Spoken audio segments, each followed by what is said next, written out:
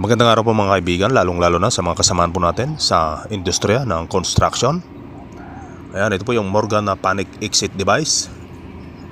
Nilalagay po ito sa mga fire exit. Ayan, ganyan po yung itsura niya mga kaibigan. Kompleto po yan, hanggang manual, pati kanyang mga screws. Ayan, ang video po na ito ay ating ipapakita kung paano ikabit itong panic device. Ayan, shoutout po sa mga viewers po natin, sa mga kapwa po natin construction worker, mga supervisors, engineers, mga managers. So yan mga kaibigan, kompleto ng accessories itong ating ikakabit ngayon.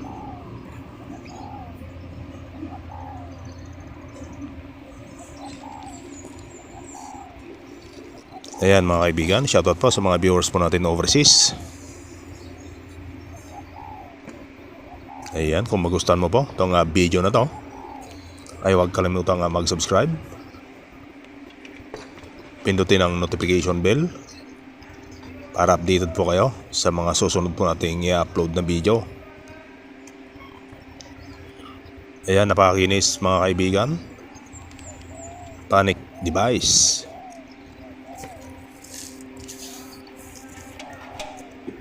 Ayan, functional yung kanyang spring.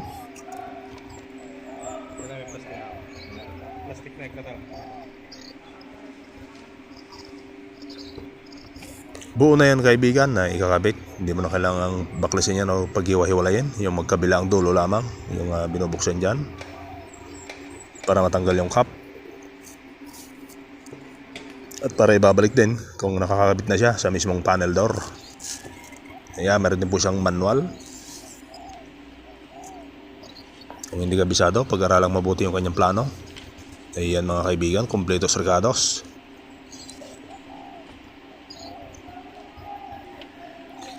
Ayan, kailangan na merong layout na 1 meter mula doon sa center line ng inyong panel door, para yun yung sundan mo na guhit para mailagay yung panic device. Mga kaibigan, nakasentro lamang. So yan yung kanyang striker, una yung ikakabit. At syempre mula sa bakal na hamba ay babarinahan yan.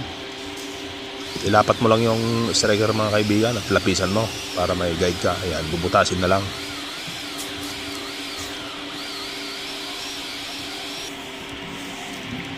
Kung ano yung butas ng striker para sa screw, ay yun yung bala ng barena na yung gagamitin.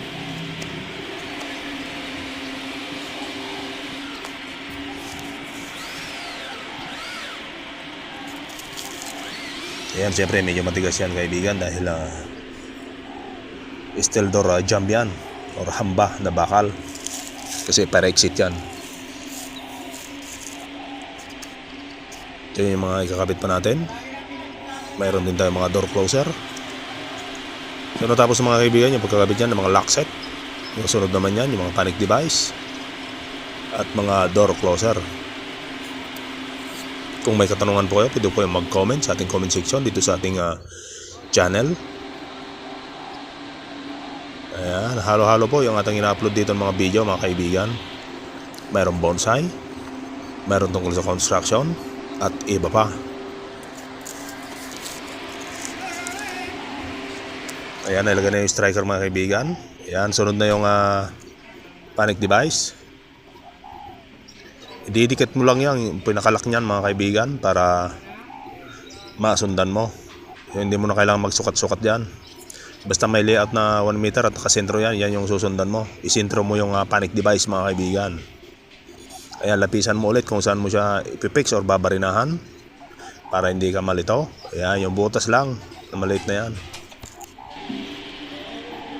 Ayan, may layout mga kaibigan, nakagitna yung ating panic device. So babarinan na lang yan.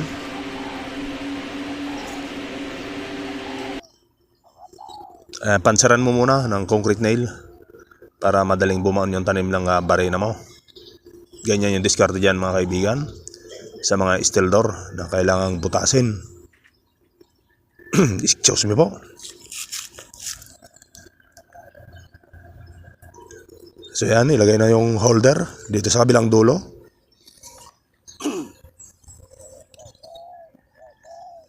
Yan na po yung holder ng panic device natin, mga kaibigan. Yan, ganyan. Guhitan mo din para may bubutasan ka yan. Panseran mo ulit ng concrete nail na didos. Ayan, may tagabutas.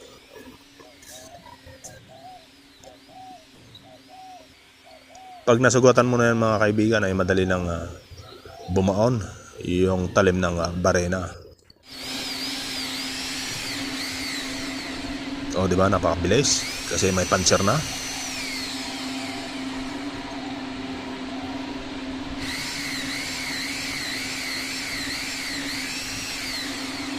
Ayan mga kaibigan, daan-daan lang para hindi mabali yung talim ng ating barena or electric drill.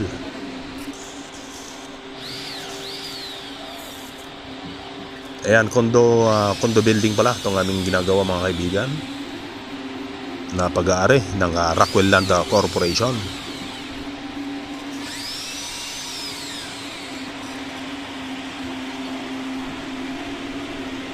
Ayan, steel door po ito para sa fire exit ng buong building.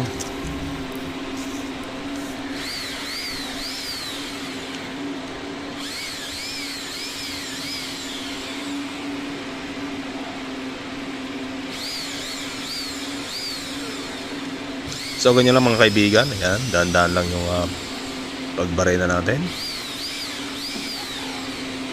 para saktong-sakto yung kanyang butas.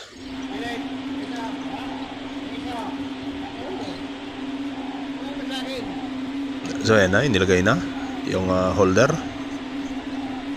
ng ating panic device. Ayan yung ginuhitan kanina ng lapis at ng butasan.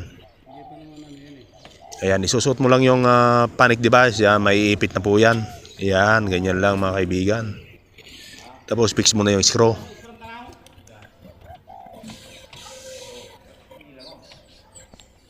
Kung gusto mo ng ganitong mga video, ay paki-subscribe na lang itong ating munting YouTube channel. At marami po tayong i-upload na katulad ng mga ganitong video dito sa construction site. Ayan na, yung pupunta sa may striker. Naikabit na din.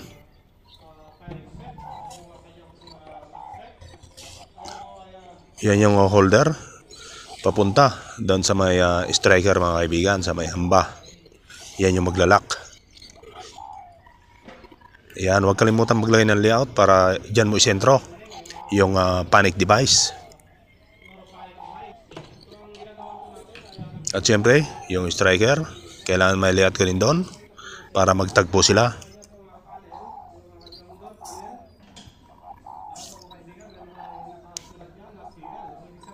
Ayan, safety first.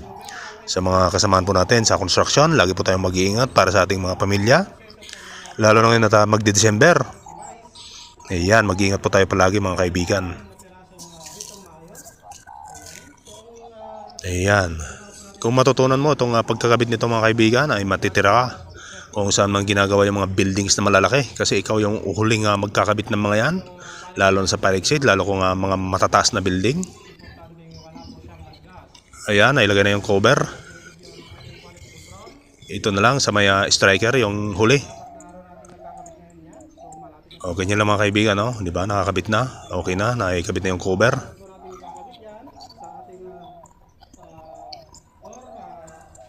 Ayan, ipipix na rin yan. Sa may dulo, pupuntang striker. Ayan, okay na. Nailagay na rin yung cover.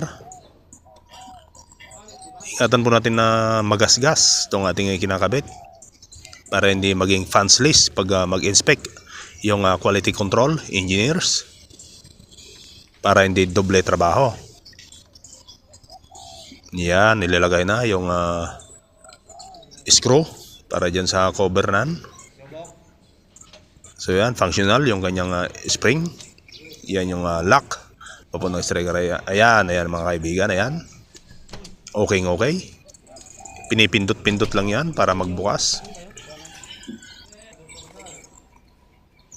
Ayan, okay na yung ating striker. Okay na rin yung ating pintuan. Ayan, maraming salamat po sa inyong panonood sa ating mga ina-upload na video dito sa ating munting YouTube channel. Ayan, pindot-pindot lang mga kaibigan at magbubukas na po yan.